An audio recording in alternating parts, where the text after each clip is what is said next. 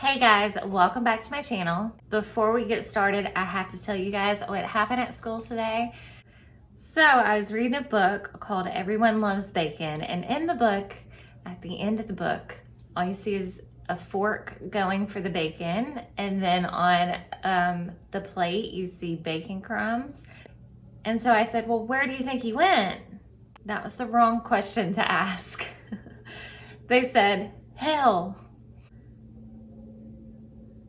Needless to say, it has been a crazy school year and I'm so ready for summer break. I'm hoping during the summer I can ramp up my channel and do some more videos and do some more signings as well.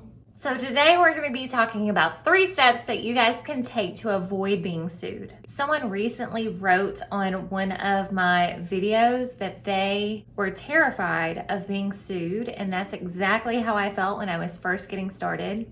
And how I eventually eased my mind on this is just doing some research. So I wanted to share some of that research with you guys today in hopes that maybe this will ease some of your minds. I've learned that it is very unlikely to actually get sued as a signing agent unless you're just doing some crazy shady stuff. I've also learned that it is more likely to get sued over a notary mistake than it is over a signing agent mistake. So it's super important to make sure that your E&O insurance covers you for both. So you want to be covered for signing agent mistakes, so things like sending in your documents late or missing a signature. But you also want to be covered for notarial mistakes, which notary mistakes have to do with the actual notarization of signatures. So maybe you didn't check ID properly, or maybe the signer was not coherent, those types of mistakes.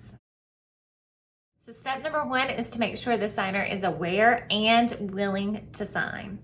So part of your job as a mobile notary is to make sure that a person is coherent. If you don't think that a client understands what they are doing in that moment, then you should stop and ask some additional questions to make sure that they know exactly what they're doing. In one lawsuit that I read about, a signing agent was sued by a signer. The signer claimed that at the time of the signing, he was not coherent and he didn't understand what he was doing or what he was signing. So he sued the signing agent and he did lose that lawsuit. So it turned out that he had a history of trying to sue signing agents or just sue people in general. I'm not really sure if it was signing agents in particular or just people in particular, but it did say he had a history of trying to sue people. So the signing agent was found not at fault. However, it's a good thing that they had E&O insurance because they still incurred some court costs just going to court and having a lawyer defend them. Then it said that the signer went after the signing agent again in a separate lawsuit. The article didn't really clarify how that court case ended. It just said that it was settled. Even if you do everything right, so in this case, the signing agent didn't do anything wrong. So I think the lesson that we can learn here is even if you think that you are an awesome signing agent and that you know exactly what you're doing, you still want to make sure to have good E&O insurance, because even if you don't do anything wrong, a signer can still come after you and still sue you. But the second lesson that we can learn is also just make sure that the signer is competent and coherent. So it did say in that first lawsuit, the signing agent was found not at fault. But if you're ever not sure if a signer is aware of what they're doing or not, definitely stop and take some time to ask them some additional questions. I've heard of people asking, do you know who the president is? Do you know what today's date is? So definitely don't be afraid to stop and ask additional questions if you're not sure that they are coherent, because you would definitely want to take some extra time then rather than being called to a court case later. In the article, it did also say that he was sued for more than $200,000. So imagine trying to fight a lawsuit like that without good E&O insurance. Even if you won the lawsuit and you were found not at fault, you're still going to incur those court fees. This story also reminds me that a lot of people say that when you first are getting started, or if you're not taking a lot of signings, to go ahead and get an E&O policy for like $25,000, so kind of on the low end of E&O insurance policies. However, all it would take is one lawsuit for $200,000, and you would be in some trouble if all your E&O insurance covered was $25,000. So if you do have a lower E&O policy, you might want to consider getting a higher policy, even if you're not taking a ton of signings, just for peace of mind. A ton of people get the $100,000 E&O insurance policy, or even the $1 million E&O insurance policy. And I definitely think that those higher policies could provide you with some more just peace of mind, because like I said, it could just take one lawsuit for $200,000 and you could be in for some serious money. Okay, step number 2 is to make sure that you keep good records of your notarizations. Different states require different things when it comes to notarizations. Some states require a notary journal. Some states don't require a notary journal. Some let you do thumbprints. Some states don't want you to do thumbprints. So definitely know your state laws. But I personally think that you should keep a journal, whether it is required by your state's laws or not. And if your state doesn't prohibit thumbprints, then I definitely think that you should do thumbprints as well, even if it's not required by your state laws. The story that goes along with this tip has to do with a notary who forgot to get a thumbprint. The notary in the article was required by law to get a thumbprint from the signer, but they forgot. And unfortunately, it was later discovered that the signer was an imposter. So that notary / signing agent was sued for $250,000. So in this case, the notary was at fault, but luckily he or she did have a good E&O insurance policy to cover the court cost. However, the full policy was exhausted. So basically how this works is if you get a $1 million policy, for example, if you're sued one time and they use $100,000 of your policy, well, then that $100,000 is gone, but you still have $900,000 to still protect you.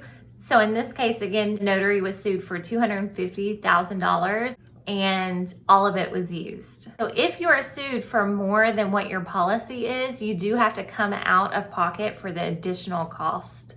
So again, think about it. If you had a $25,000 policy and you were this person and you were sued for $250,000, that's a lot of difference there, and you would have to come out of pocket for that difference. Unfortunately, we do all make mistakes sometimes, and this is an example of a super costly mistake. So again, it's super important to have a good E&O policy. Moving on to tip number 3. Tip number 3 is to make sure that you validate a signer's identity. So whether you're using a credible witness or checking a signer's ID, you want to make sure that you do this part of your job very well. This is a huge part of your job as a signing agent and as a notary. So take your time checking IDs and be sure to follow all the laws and all the protocols around credible witnesses in your state. So in the next story, a signing agent was asked to notarize the signature of 2 signers on a deed of trust. The problem is the signers didn't have IDs, so the notary decided to identify them using a credible witness. But it wasn't really a credible witness. The witness they used was the actual real estate agent of the property that was being sold. So in the notary state, it was required that the notary should personally know the credible witness. However, they barely knew the real estate agent and allowed them to be a credible witness anyways. She also failed to get the thumbprint of the signers. So the article did not mention how this lawsuit ended. However, it did say that the signing agent did face a very costly lawsuit. And I'm going to link that article down below for you guys if you do want to read more into these stories. Also, according to the article, E&O insurance will cover you for multiple mistakes as long as you're not intentionally making those mistakes. So the lesson here is make sure that you are following your state laws around credible witnesses and double and triple check your work. So again, she missed the thumbprint. If it's allowed, make sure you're getting the thumbprints because that can definitely help save you in a lawsuit. Also, never rush when you're trying to validate the identity of the signer. So I know these stories were super scary and can definitely sound intimidating, but I think the message here is just make sure that you have a good E&O insurance policy and make sure that you know your state's laws and that you are following your state's laws and doing everything that you can to protect yourself. If you haven't already, please make sure to like this video, comment down below, and subscribe to my channel. I would greatly appreciate it. I have a few videos coming up very soon that I'm super excited about, and you're not going to want to miss it. So definitely take a second to subscribe down below. And I think that's it for this video, guys. I will see you soon. Bye, guys.